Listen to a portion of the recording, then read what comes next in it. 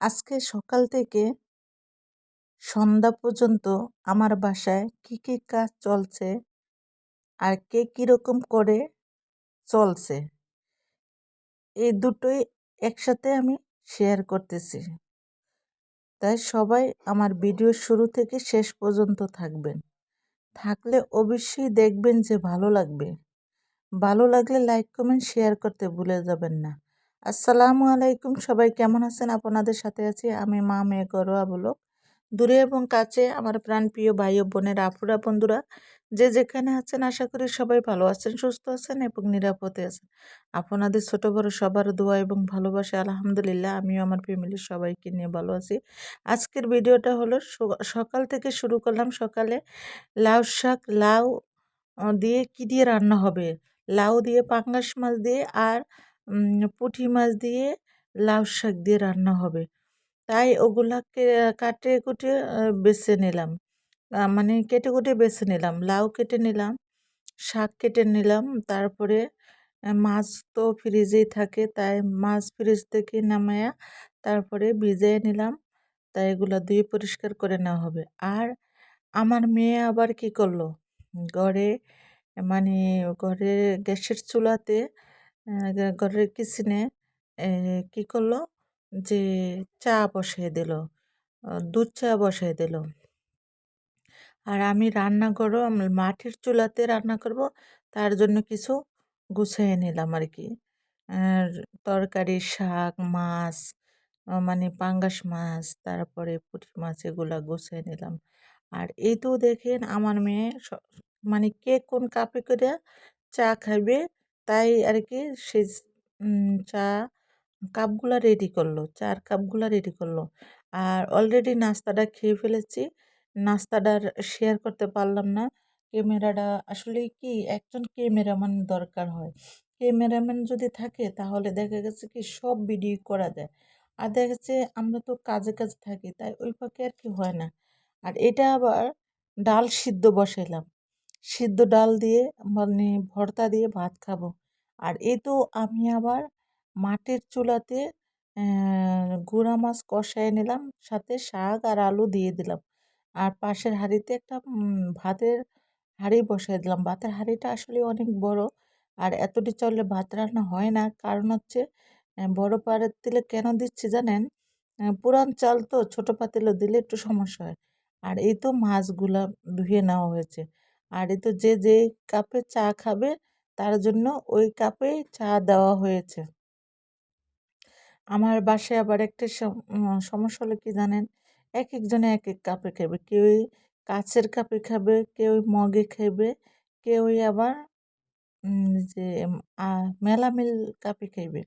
তাই আর কি এই যে এইটা নিয়ে আর কি ভেজাল। যাই হোক, ভেজাল হলেও সমস্যা নেই। এই তো আমার গুঁড়া মাছের চচ্চড়িটা রান্না হয়েছে, হয়ে গেছে। আর এই তো দেখেন এখন আমি অলরেডি কিন্তু সকালের রান্না বান্না কোটা কাটা, গায়ে গোসল দেওয়া, নামাজ পড়া শেষ। এখন দুপুরের খানা নিয়ে চলে আসছি। এই যে দেখেন, দুপুরের খানার জন্য পাঙ্গাস মাছ দিয়ে লাউ দিয়ে রান্না করেছি। আর শাক দিয়ে শাক দিয়ে এটা মলয়া মাছ দিয়ে রান্না করছে, মলয়া মাছ, পুষ্কনির মলয়া মাছ দিয়ে রান্না করেছে। তাই তো এখন সবাই মিলে একসাথে বসে খাওয়া দাওয়া করতেছি। তাই আসলে সবাই মিলে একসাথে বসে খাওয়া দাওয়া করলে ভালো লাগে। তাই খাওয়া দাওয়ার পরে সবাই যার যার মধ্যে ঘুম থেকে উঠলো, মানে ঘুম দিয়ে উঠছে, উঠে এখন সে নাচবো, ও নাচবো, তাই আর কি তার জন্য নাচের সব কিছু গোছাইতে আছে। কেন জানেন? নাচ তো মনে হয় সরকারি নাচ আগামী বৃহস্পতিবার দিন সম্ভবত। যাই হোক, সঠিক আমার কাছে জানা নাই। আর এখন খালি সে খালি তিরিং তিরিং করে দেখেন, যেমন ছাগলের বাচ্চা ছোট যখন জন্ম হয় তখন, জানি না কারা কারা দেখছেন, ছাগলের বাচ্চা যখন মানে তিরিং তিরিং করে, অনেকটা সুন্দর লাগে। দুটা বাচ্চা থাকলে তিরিং তিরিং করলে অনেক ভালো লাগে। আর সেও দেখেন কেমন লাফায়। তা যাই হোক, আমাগো সে লাফানের মতন আমাকে খালি একজনই আছে। আর সে বড় হয়ে গেলে তো আর এরকম লাফানি আর কেউই থাকবে না। তাই অলরেডি আমাদের লাফালাফির দিন শেষ। আমার ভিতরে সব মেয়েরাই বড় হয়ে গেছে। ও বড় হয় না, আবার কিন্তু মেজো ভাইয়ের 2 মেয়ে আছে। তাই সেই 2 মেয়ে আবার লাফালাফি করবে না এরকম তিরিং তিরিং। আর ওই তো ওর জন্য বেনি বানাইতে আছে, যেহেতু ওদের তো নাচে বেনির প্রয়োজন হয়। বেনি নাচ, বেনি বানাইতে আছে। মানে আমি এক কথায় বলে দিছি, আজকে সকাল থেকে সন্ধ্যা পর্যন্ত কে কী কাজ করলো তা একটু আপনাদের সাথে শেয়ার করেছি। এই তো দেখছেন তো, দুপুরে খাওয়া দাওয়ার পরে একটু রেস্ট নিয়েছিল, বলতে একটু হালকা পাতলা ঘুমাইছিল সবাই। ঘুম থেকে উঠে আবার এই তার নাচের কাজ নিয়ে ব্যস্ত। মানে নাচের কাপড় চোপড়, নাচের আহ, গয়নাগাটি কী কী লাগে এগুলা। এই তো দেখেন, এটা ঘুঙ্গুর লাগে, আবার এই ঘুঙ্গুর, মানে এগুলা নিয়ে আর কি এখন ব্যস্ত, এই ঘুঙ্গুর টুঙ্গুর নিয়ে, তাই আর কি। আর সে আবার তার চুলের খোপাটা একটু দেখাইতে আছে, যে 2টা খোপা আছে। তাই বেনির সাথে আবার খোপার প্রয়োজন আছে এখন, কিন্তু যেই নাচ দিচ্ছে সেই নাচের সাথে একটা খোপা, এটা কিন্তু কটন বার দিয়ে বানাইতে হবে। এখন পর্যন্ত ওইটা গোছ করে নেয়, দেখি কবে গোছ হয়, তাহলে আপনাদের সাথে একটু শেয়ার করব যে কটন বার দিয়ে যে খোপাটা বানাইব, ঠিক আছে। এখন কদ্দুর করে জানি না, কালকে আবার মার্কেটে যাবে, মার্কেটে যেয়ে কিছু কেনাকাটা করে নিয়ে আসবে। শাড়ি, গয়না কিছু কেনাকাটা নিয়ে আসবো। যেটি কেনাকাটা করে নিয়ে আসবো সেটি আপনাদের সাথে শেয়ার করব। আর কিন্তু আমি ভুলে গেলে আপনারা ভুলে যাবেন না, আমাকে মনে করিয়ে দিবেন। আর এই তো দেখেন আলতা নিয়ে সে বসছে। সে আলতা নিয়ে এখন আবার মানে কি জানি আবার একটু একা বাঁকা করছে। মায় আবার একটা ঠোকনা দিছে, দেখছেন তো কেমনে ঠোকনাটা দিছে। যাই হোক, এই তো এখন হাতে তার আলতা লাগাইতেছে। এখন হাতের এই পিঠও আলতা লাগাইতেছে, 2 পিঠে আলতা লাগাইতেছে। মানে তারে আবার আলতা উলতা লাগালে সে আবার ভীষণ খুশি খুশি হয়। আর দেখেন তার চুলগুলা দিয়া মুখটা পুরা চেহারাটা ঘুরে রাখছে, মানে যে চুলগুলা দিয়া পুরা চেহারাটা ঘুরে রাখছে।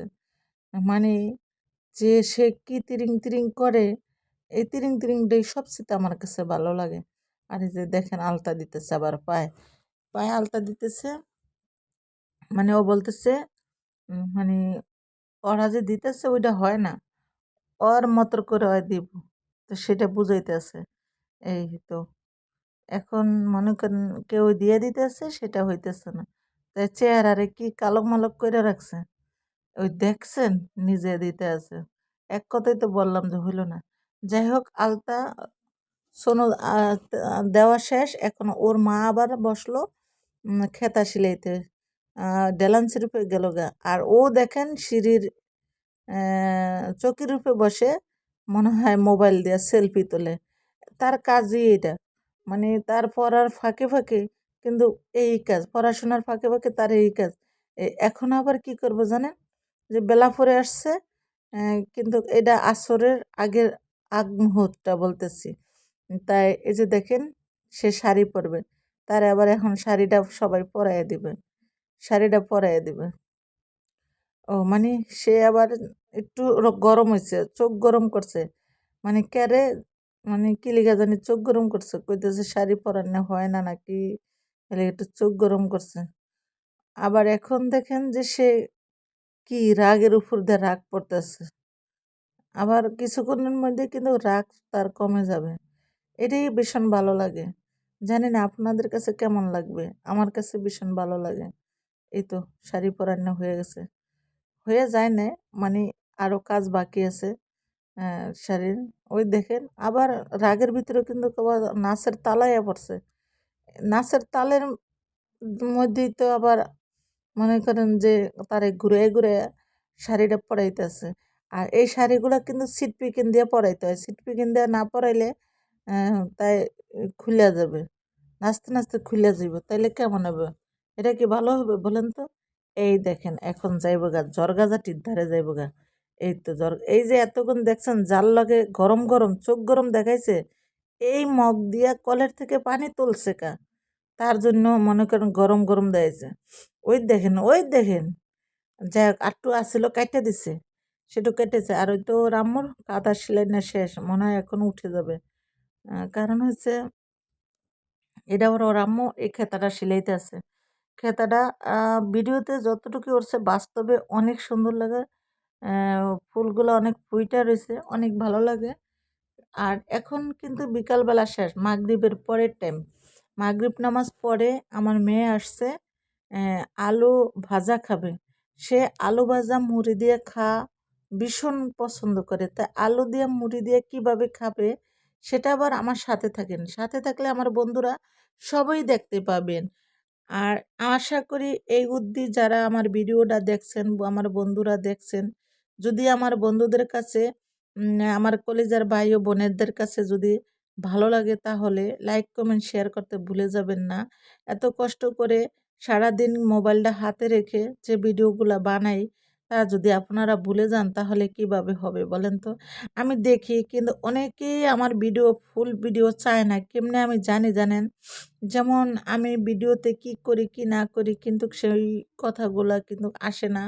যেমন কালকের ভিডিওটাতে আমি অনেক কথা বলছি, বাট আমার পারিবারিক অনেক কথা বলছি কিন্তু সেই কথা কিছুই তুলে ধরে নাই কেউ। যদি নিশ্চয়ই আমার ও মনে হয় মাঝখানে ২-৩ জনে তুলে ধরছে। যদি আমার ভিডিওটা ফুল দেখতো, সবাই ফুল দেখে যদি আবার ভিডিওর ভিতরে বেশি না একটু তুলে ধরলেই বুঝতাম যে হ্যাঁ, আমার ভিডিওটা ফুল দেখছে, ফুল দেখছে। কিন্তু আমার ভিডিওর মধ্যে যা কথাবার্তা বলছি ওইটা তো আমার কিছুই লেখে নাই বা কমেন্টের ভিতরে জানায় নাই। যাই হোক, মনে কিছু নিলাম না। সবাই ভালো থাকবেন, সুস্থ থাকবেন। আল্লাহ হাফেজ।